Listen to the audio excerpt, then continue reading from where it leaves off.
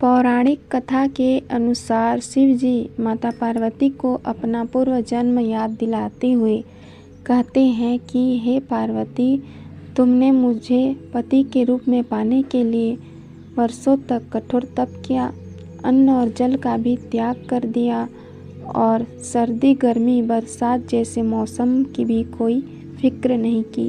उसके बाद तुम्हें वर के रूप में मैं प्राप्त हुआ। महादेव कथा सुनाते हुए कहते हैं कि हे पार्वती, एक बार नारद मुनि तुम्हारे घर पधारे और उन्होंने तुम्हारे पिता से कहा कि मैं विष्णु जी के भेजने पर आया हूँ।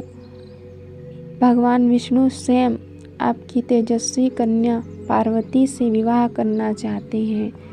नारद मुनि की बात सुनकर पर्वतराज बेहद प्रसन्न हुए और उन्होंने शादी के इस प्रस्ताव को तुरंत स्वीकार कर लिया। लेकिन जब तुम्हारे पिता पर्वतराज ने ये बात तुम्हें बताई तो तुम बहुत दुखी हुई। भोलेनाथ कथा सुनाते हुए आगे कहते हैं कि जब तुमने अपनी सखी को यह बात बताई तो उसने घनघोर जंगल में तुम्हें तप करने की सलाह दी। सखी की बात मानकर तुम मुझे पति के रूप में प्राप्त करने के लिए जंगल में एक गुफा के अंदर रेत की शिवलिंग बनाकर तप करने लगी। शिव जी माता पार्वती से कहते हैं कि तुम्हारे पिता पर्वतराज ने तुम्हारी खोज में धरती और पाताल एक कर दिया, लेकिन तुम्हें ढूंढ नहीं पाए।